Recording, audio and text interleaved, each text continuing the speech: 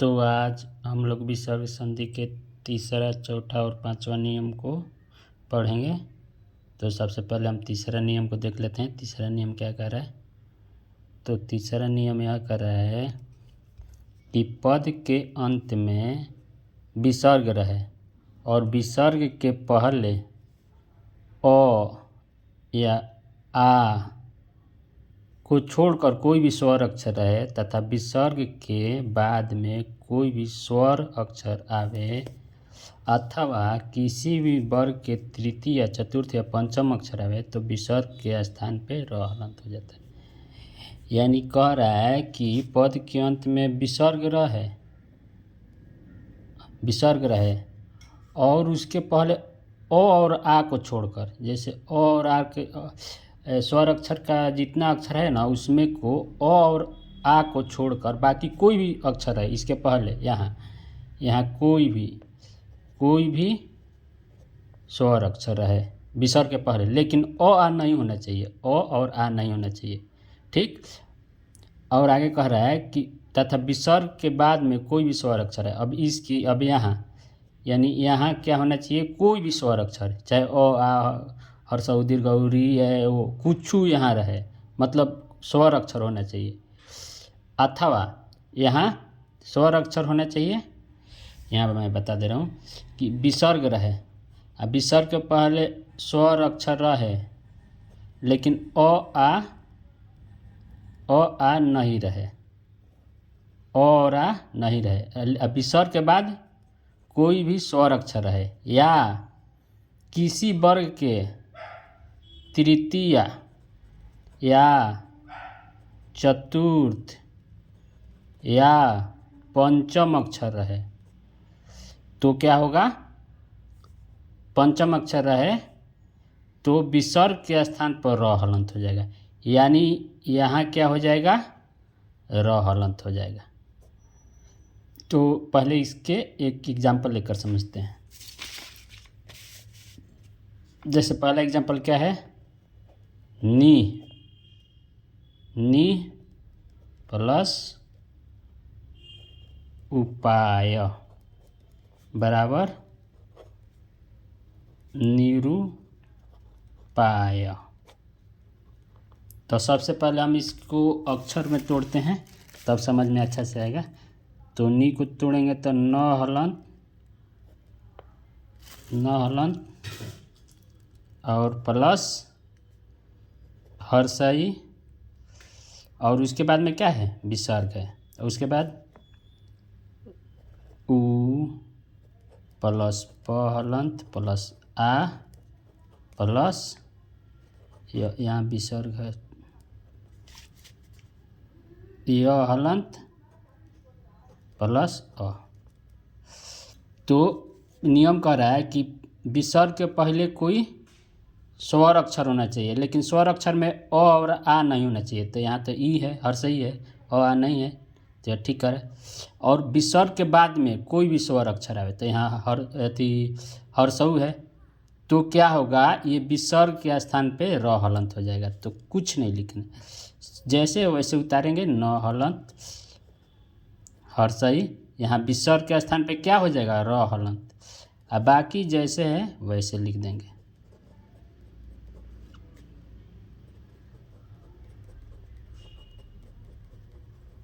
इस सबको हम जोड़ेंगे ना तो हो जाएगा निरूपाय। सबको जोड़ेंगे तो हो जाएगा निरूपाय। एक और एग्जाम्पल को हम देख लेते हैं।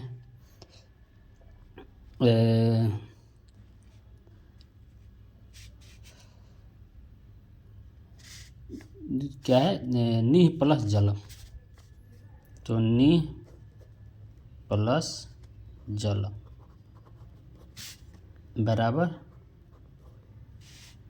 बराबर निर्जलम।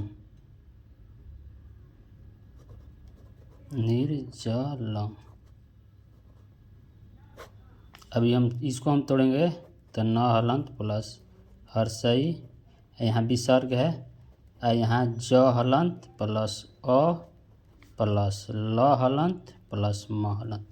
तो क्या कह रहा है? नियम कह रहा है कि पद के अंत में विसर्ग रहना चाहिए, तो यहाँ विसर्ग है। और उसके पहले अ आ को छोड़कर कोई भी स्वर अक्षर आना चाहिए, तो यहाँ अ आ नहीं है लेकिन हर्षई है, तो यह स्वर अक्षर है।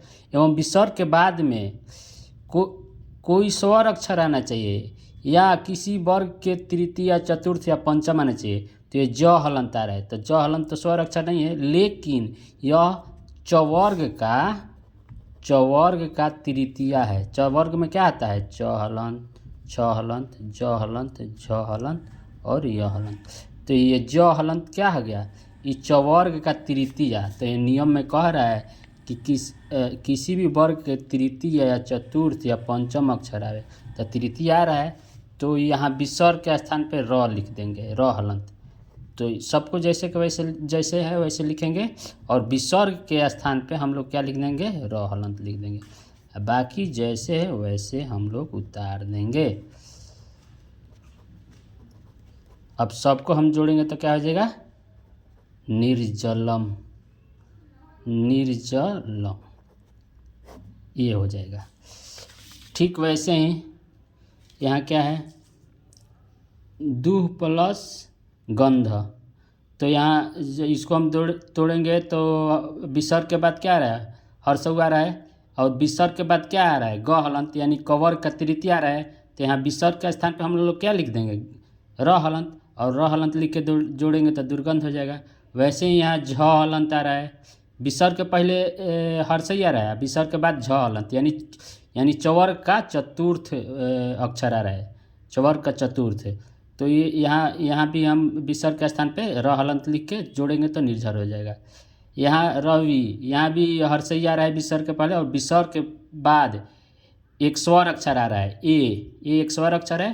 तो तब भी क्या हो जाएगा? यहाँ विसर्ग के स्थान पे र हलंत हो जाएगा, तो क्या हो जाएगा? रवि रे व। यहाँ भी वैसे ही हो जाएगा, क्योंकि यहाँ स्वर अक्षर है और यहाँ हर्षई है, ये भी स्वर अक्षर है, लेकिन अ आ नहीं है। तो यहाँ विसर्ग के स्थान पे र हलंत लिख के जोड़ेंगे तो निर्जर जन्म हो जाएगा। अब हम देखते हैं चौथा नियम। चौथा नियम क्या कह रहा है? कि पद के अंत में विसर्ग रहे और उसके पहले कोई ह्रस्व स्वर अक्षर रहे तथा विसर्ग के बाद में र हलंत आवे, तो विसर्ग के पहले वाला ह्रस्व स्वर अक्षर दीर्घ हो जाता है एवं विसर्ग का लोप हो जाता है। यानी कहने का मतलब ये है कि विसर्ग आना चाहिए पद के अंत में और उसके पहले कोई ह्रस्व स्वर में हम क्या पढ़ते थे? अ, हर्षई, हर्षऊ, री और लिरी। ये पांचों में से कोई एक आना चाहिए। कौन? विसर्ग के पहले तथा विसर्ग के बाद में र हलंत आएगा। तो ऐसा जब होगा तो क्या होगा? ये विसर्ग का लोप हो जाएगा, माने विसर्ग का लोप हो जाएगा, हट जाएगा। और जब इधर जो भी पांचों में से जो भी अक्षर रहेगा ना, तो उसका दीर्घ हो जाएगा। जैसे अ रहेगा तो आ लिख देंगे, हर्षई है तो दीर्घ ही लिख देंगे। तो एक नियम को हम लोग लेके समझते हैं, जैसे नीह प्लस रव, नीह प्लस रव बराबर क्या हो जाएगा? नीरव। कैसे हुआ मैं आप लोगों को बता रहा हूँ। यहाँ विसर्ग छूट गया है तो यहाँ भी विसर्ग होगा। तो इसको जब हम तोड़ेंगे तो न हलंत प्लस हर्षई, यहाँ विसर्ग है, उसके बाद क्या है? र हलंत प्लस अ प्लस व हलंत प्लस अ। तो नियम कह रहा है कि विसर्ग के पहले कोई ह्रस्व स्वर अक्षर, तो ह्रस्व स्वर अक्षर में क्या होगा? ह्रस्व स्वर अक्षर में अ, हर्षई, हर्षऊरी, लिरी। तो ये पांचों में से ई आ रहा है, यहाँ हर्षई यहाँ आ रहा है, यानी दीर्घ के पहले विसर्ग के पहले हर्षई आ रहा है। और विसर्ग के बाद में र हलंत आना चाहिए, क्योंकि नियम कह रहा है यहाँ कि पद के अंत में विसर्ग रहे और उसके पहले ह्रस्व रहे, तो यहाँ ह्रस्व आ गया। और विसर्ग के बाद में र हलंत रहे तो र हलंत भी आ गया यहाँ। तो क्या होगा? कि जो हर्षई है ना इसका दीर्घ हो जाएगा, यानी विसर्ग के पहले वाले जो ह्रस्व स्वर अक्षर है ना इसका दीर्घ हो जाएगा, तो इसका दीर्घ कर देंगे। आई विसर्ग को हटा देंगे तो क्या करेंगे, न हलंत, यहाँ हर्षई है ना तो इसको दीर्घ ही कर देंगे। अब विसर्ग अब नहीं देंगे, जैसे वैसे उतार देंगे।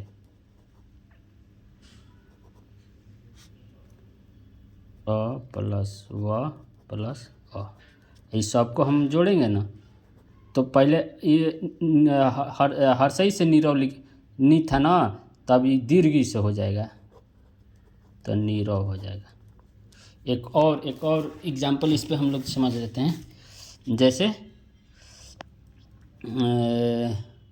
निह प्लस रोग, निह प्लस रोग बराबर निरोग।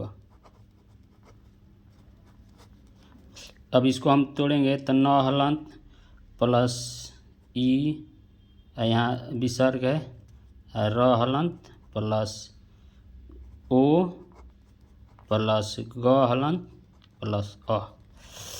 तो यानी कह रहा है कि विसर्ग के पहले कोई ह्रस्व आना चाहिए, तो ह्रस्व है और ह्रस्व स्वर अक्षर है, और विसर्ग के बाद में र हलंत आना चाहिए, र हलंत आवे तो क्या होगा, इसका दीर्घ हो जाएगा, तो इसका दीर्घ कर देंगे, यानी इसका दीर्घ हो जाएगा तो इसको हम दीर्घ कर देंगे।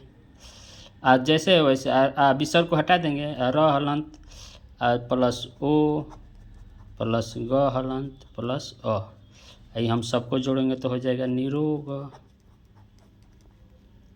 तो ये हो गया चौथा नियम।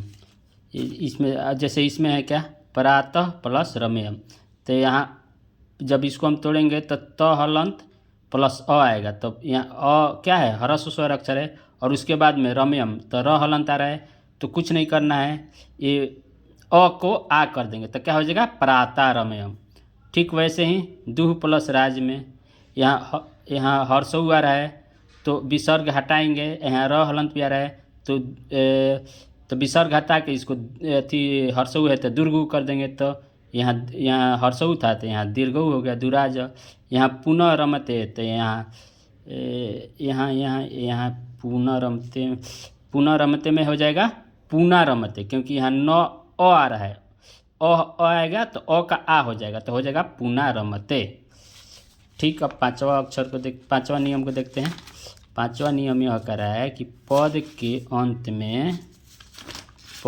अंत में विसर्ग रहे और उसके बाद में तलावी सहलंत मूर्धारी दांती सहलंत आवे तो विसर्ग के स्थान में बाद वाला ही अक्षर हो जाता है। ये सिंपल नियम, ये सिंपल है, इसमें कुछ नहीं कर, ये कह रहा है कि पद के अंत में विसर्ग रहे और उसके बाद में तलावी सहलंत या दांती सहलंत या सहलंत रहे,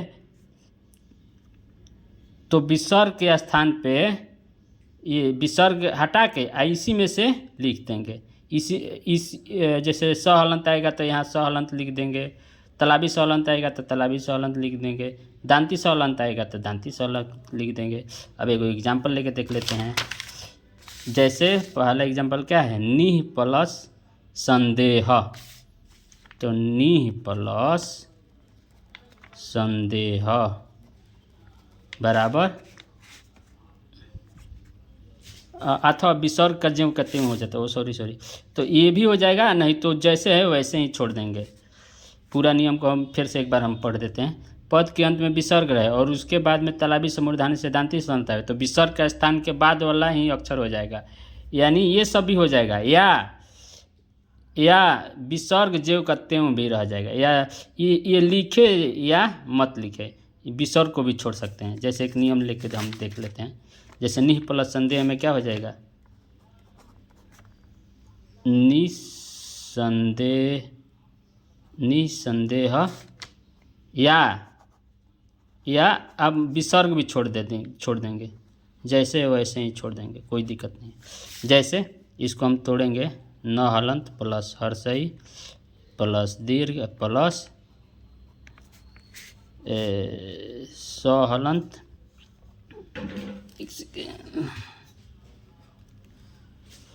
सहलंत प्लस न हलंत प्लस द हलंत प्लस ए प्लस हलंत प्लस अ, यानी कह रहा है कि पद के अंत में विसर्ग रहे तो विसर्ग रहे, और उसके बाद में क्या, इसका पहले वाला नहीं देखना है, कुछ भी रहे। इस नियम में कह रहा है कि बाद वाला देखना है।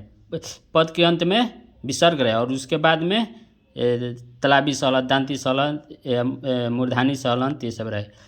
तो यहाँ आ रहा है तलाबी से मूर्धानी दांती सहलंत आ रहा है, तो क्या हो जाएगा, इसी का यहाँ विसर्ग के जगह इसको लिख देंगे। तो हम लिख देंगे न हलंत हर्षई, यहाँ विसर्ग है ना, तो विसर्ग के स्थान पर इसी को लिख देंगे। फिर यहाँ है तो इसको हम लिखेंगे ज़रूर, तो लिख दिए, तो डबल हो गया। यहाँ न हलंत द हलंत ए ह अ हलंत। अब हम सबको जोड़ेंगे ना, तो निसंदेह, इस डबल स है, स हलंत दू है, तो एगो स हो जाएगा पूरा न, यहाँ अ हलंत छोड़ दिए हैं, सॉरी यहाँ अ हलंत होगा, अ होगा, सॉरी अ होगा, तो क्या होगा, निसंदेह। या कह रहा है कि अगर हम स हलंत नहीं लिखे तो विसर्ग भी लिख सकते हैं, तो यहाँ स हलंत ना लिख के हम विसर्ग भी लिख देंगे, तो विसर्ग जैसे वैसे छोड़ेंगे तो निसंदेह हो जाएगा। एक और एग्जांपल हम ले लेते हैं। यहाँ नि शब्द, नि प्लस शब्द बराबर, इस स का क्या हो जाएगा, डबल हो जाएगा, तो नि शब्द। या क्या हो जाएगा, जैसे वैसे हम उतार देंगे, नि शब्द। ये भी सही है, वो भी सही है। ठीक वैसे ही दू प्लस शासन में ये तलाबी सा है, तो इसको हम इस विसर्ग के स्थान पे तलाबी सहलंत लिख देंगे, तो क्या हो जाएगा, डबल हो जाएगा, तो दुशासन हो जाएगा। या जैसे वैसे उतार देंगे, सबको जोड़ देंगे। विसर्ग है तो विसर्ग को छोड़ देंगे, तो विसर्ग है तो विसर्ग को छोड़ के दुशासन हो जाएगा। निःसरती, तो निःसरती भी हो जाएगा, यह निःसरती भी हो जाएगा। यानी इस नियम में कह रहा है कि पद के अंत में विसर्ग रहना चाहिए और उसके बाद में ये तीनों अक्षर में से कोई होना चाहिए, जैसे तलाबी स मूर्धानी स दांती सहलंत। तो इसको हम लोग ध्यान रखेंगे कि विसर्ग के बाद में ये तीनों अगर आ रहा है तो जैसे वैसे भी लिख देंगे, सही हो जाएगा। या जो बाद में आएगा उसको 2 बार लिख देंगे, तो 2 बार लिख के सही बना देंगे। तो आज हम लोग 3 नियम देखे, आगे हम लोग 5वां 6वां 7वां 8वां नियम को देखेंगे।